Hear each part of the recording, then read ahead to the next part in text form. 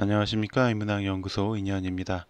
이번 시간에는 세계의 범죄자들 그 두 번째 피지컬 최강의 도살자 에드먼드 캠퍼에 대한 이야기를 해보도록 하겠습니다. 1. 키 2m 6cm, 몸무게 113kg, IQ 145의 미친 도살자.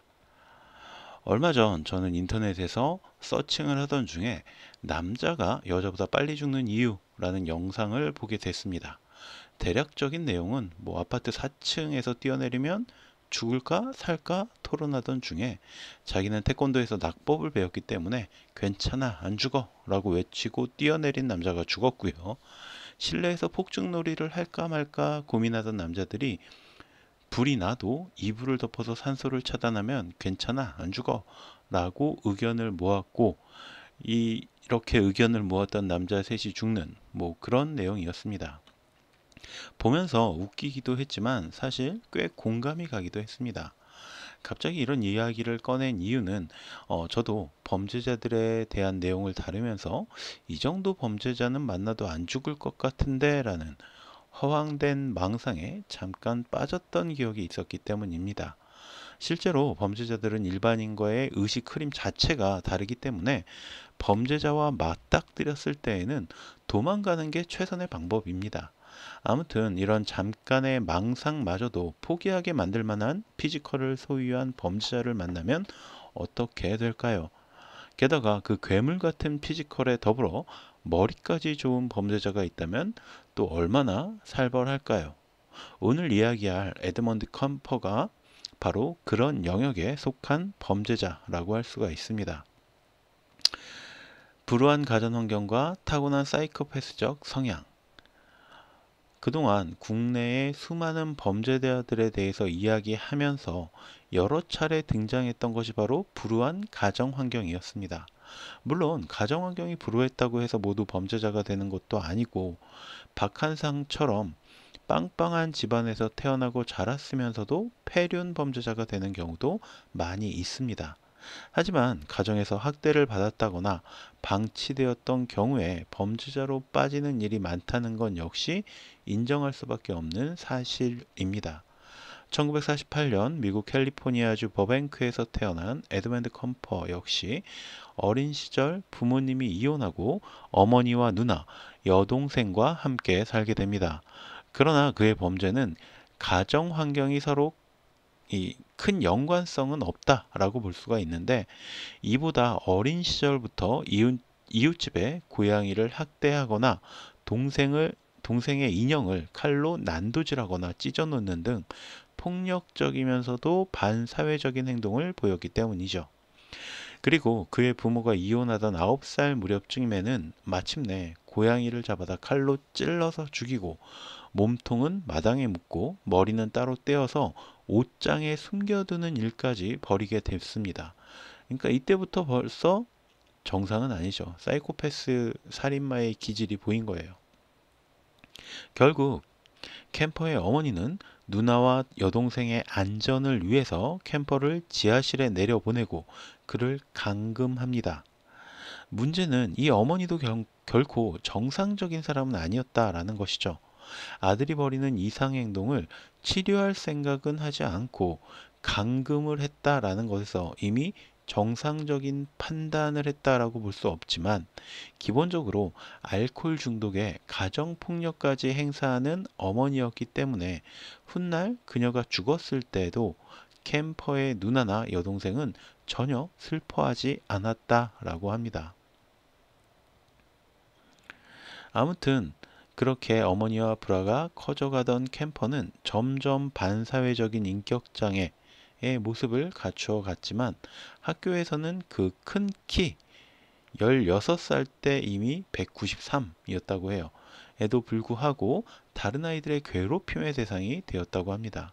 그리고 1962년 14살의 나이에 어머니의 집을 떠나서 로스앤젤레스의 아버지의 집을 찾아갑니다.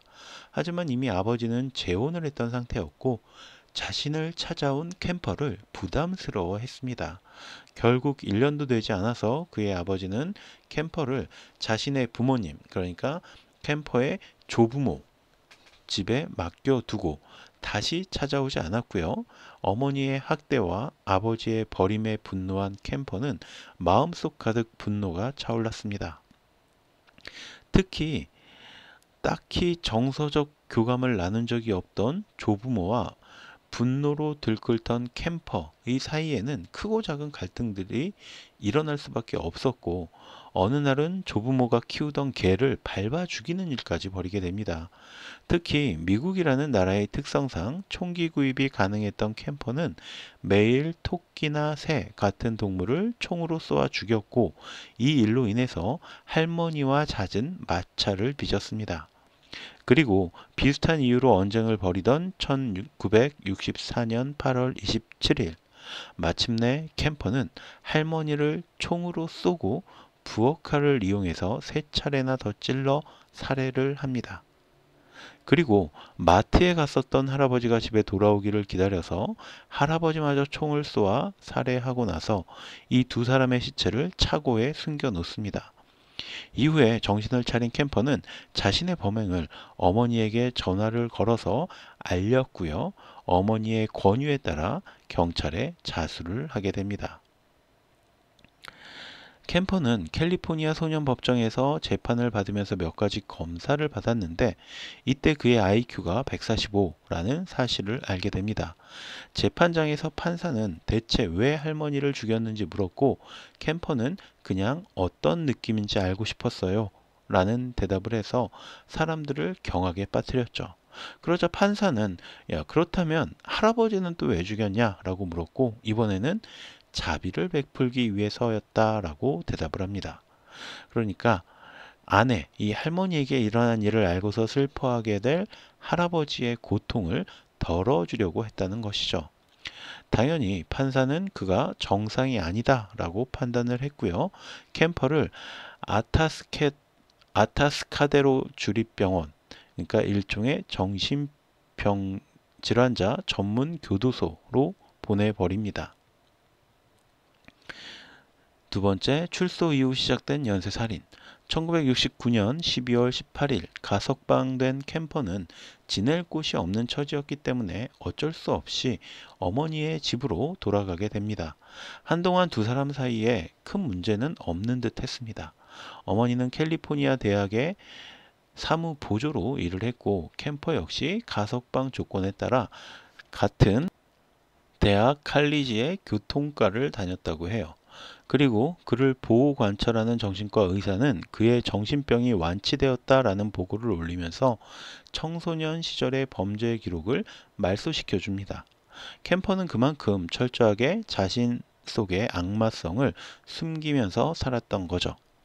이후 캘리포니아주 고속도로국에 취직을 했지만 얼마 뒤에 오토바이를 타다가 트럭과 부딪히는 교통사고를 당했고 왼팔을 크게 다치게 됩니다.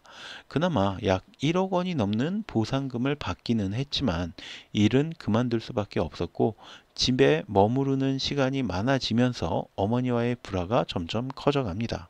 그리고 그는 보상금으로 구매한 포드 자동차를 타고 산타크루즈의 산악지대를 돌아다니면서 수많은 젊은 여성들을 카풀이나 히치하이킹을 통해서 차에 태울 수 있구나 라는 사실을 깨닫게 되죠. 그리고 그들을 대상으로 자신의 살인 욕구를 해소하기로 마음을 먹습니다. 캠퍼는 자신의 차에 비닐봉지와 칼, 담요, 수갑 등을 구입해서 감추어 두고 여성들을 차에 태우게 됩니다. 그리고 1972년 5월부터 1973년 4월까지 약 1년 동안 그는 5명의 대학생과 1명의 고등학생을 살해합니다. 첫 대상자는 여대생 커플 메리앤 페스체와 애니타 루체사였습니다.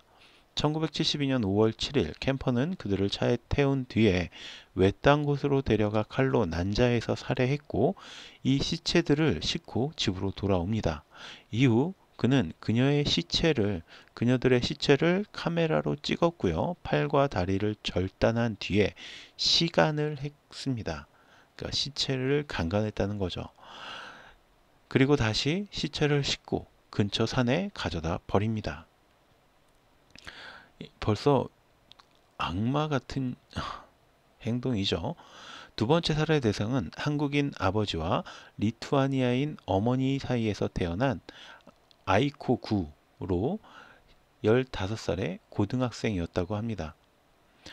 1972년 9월 14일 그녀는 버스를 놓쳐서 수업에 늦을까봐 캠퍼의 차에 타게 되었는데 결국 캠퍼에게 강간을 당한 뒤에 목이 졸려 살해됩니다.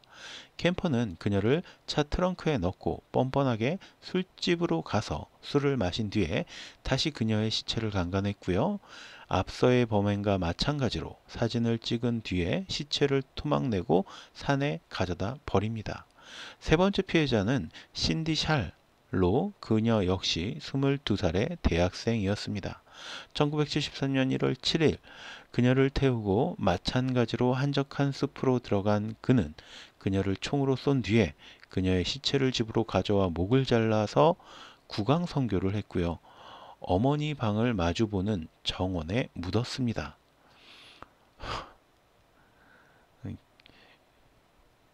거의 뭐 인간으로 살 수 있는 일은 아닌 것 같아요. 1973년 2월 5일 어머니와 크게 다툰 캠퍼는 23살의 여대생 로잘린드 헤더소프를 먼저 차에 태운 뒤에 20살의 앨리슨 리우도 차에 태우게 됩니다. 그는 먼저 칼로 소프를 찌른 뒤에 리우도 총으로 쏘아 죽였습니다. 그리고 차에서 이들의 목을 자른 뒤에 집으로 싣고 돌아와서 머리 없는 시체들을 강간합니다. 이후에 시체들을 토막내고 총알을 회수한 그는 마찬가지로 근처 산악지대에 가져다 버립니다. 끔찍한 것은 캠퍼는 피해자들의 사진은 물론이고 머리카락과 피부 혹은 치아를 따로 보관하기까지 했습니다. 그러니까 일종의 트로피 같은 걸 모은 거죠. 그리고 마침내 1973년 4월 20일 그는 자신의 최종 목표를 살해합니다. 새벽에 집에 돌아온 캠퍼는 어머니와 대화를 원했지만 당연히 그녀의 어머니는 응하지 않았습니다. 캠퍼는 자신의 방으로 돌아갔다가 어머니가 잠들었을 때 망치와 칼을 들고 어머니의 방으로 들어가 망치로 내려치고 칼로 목을 베어서 죽입니다. 그는 그것만으로 분이 풀리지 않았던지 어머니의 머리를 선반에 올려놓고 다트판으로 만들어서 1시간가량 다트를 던져서 얼굴을 박살내 놓았고요. 목이 잘린 어머니의 시체를 강간하기까지 했습니다. 그리고 그녀의 혀와 성대를 잘라서 싱크대에 버리기까지 했는데 훗날 인터뷰에서 캠퍼는 그녀가 나를 수년 동안 물어뜯고 소리쳤던 것만큼이나 적절한 방법이었다 라고 회상을 했습니다. 3. 캠퍼의 마지막 살인과 체포. 같은 날 캠퍼는 어머니의 시체를 옷장에 숨겨놓고 근처 술집에서 술을 마신 뒤에 마지막 살인을 계획합니다. 바로 어머니의 절친이었던 사라 테일러를 집으로 초대한 거죠. 캠퍼는 집에 들어온 그녀를 목졸라 살해한 뒤에 그녀의 시체를 옷장에 넣습니다.